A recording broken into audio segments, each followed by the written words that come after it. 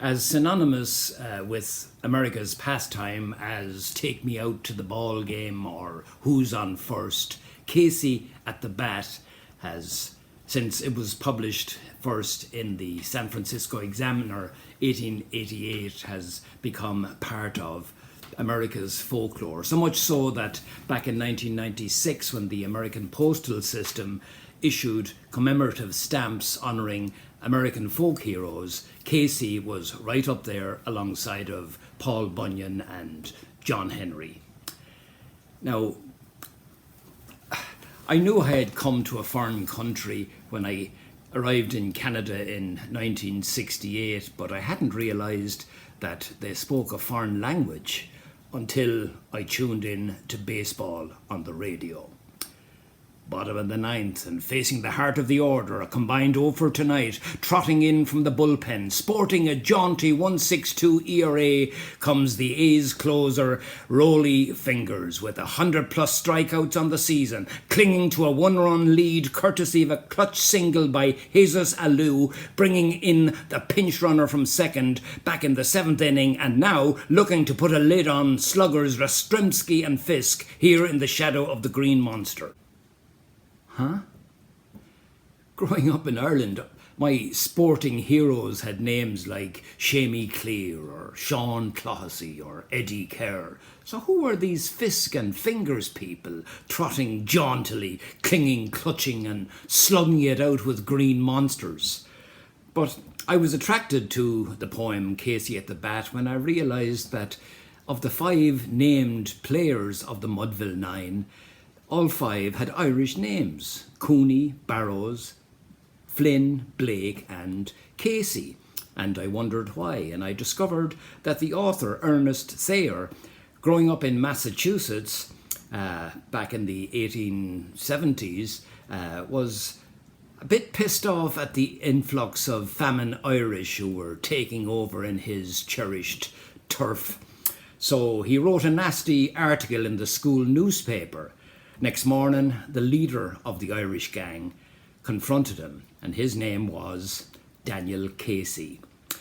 Thayer neither forgave nor forgot, and in documenting the fate of the Mudville Nine, he ordained that this bunch of Irish guys would be forever immortalised as losers. The outlook wasn't brilliant for the Mudville Nine that day. The score stood 4-2 with but 1 inning left to play.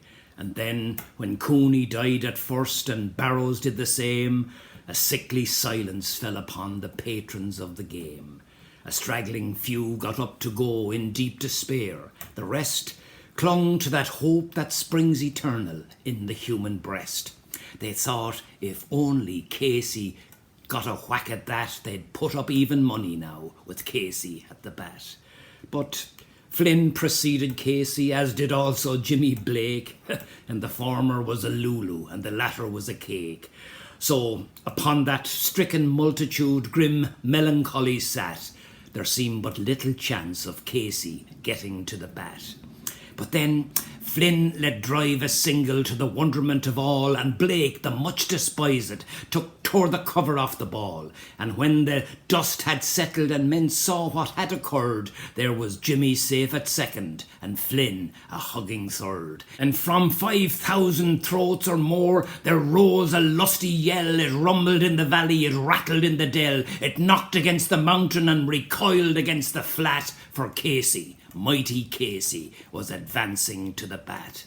There was ease in Casey's manner as he stepped into his place. There was pride in Casey's bearing, and a smile lit Casey's face. And when responding to the cheers, he lightly doffed his hat.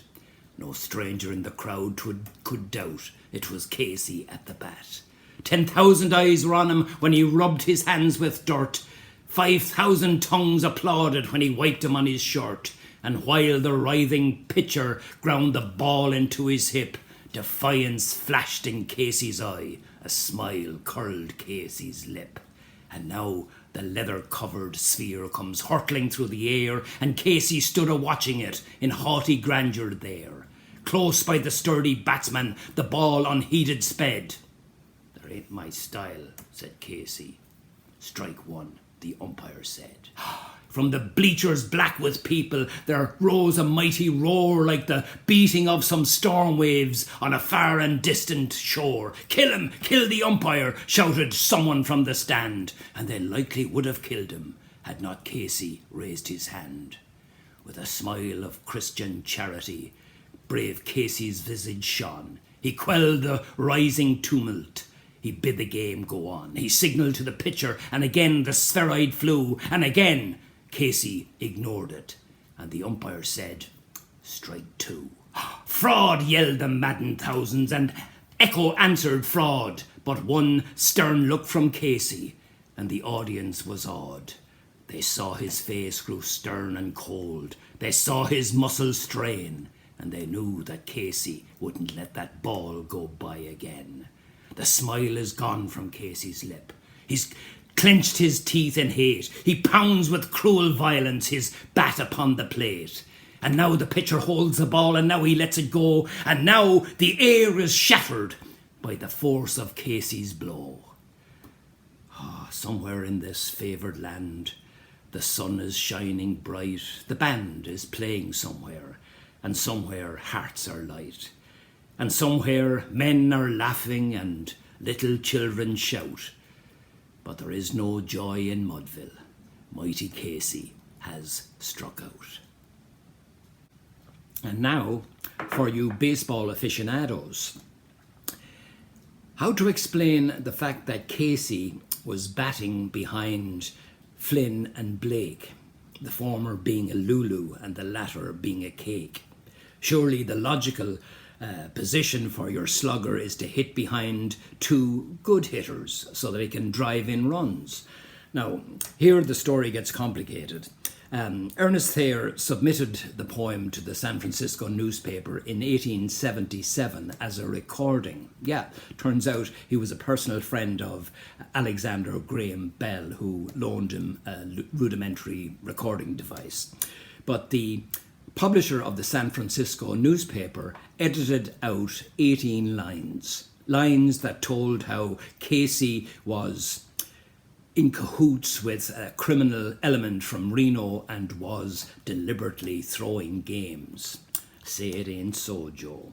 Now, this would explain, of course, his lowly position in the batting order.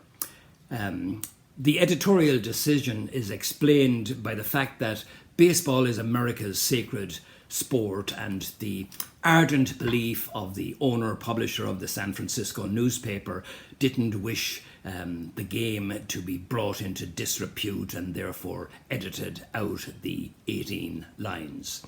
The American owner-publisher, William Randolph Hearst, Citizen Kane himself.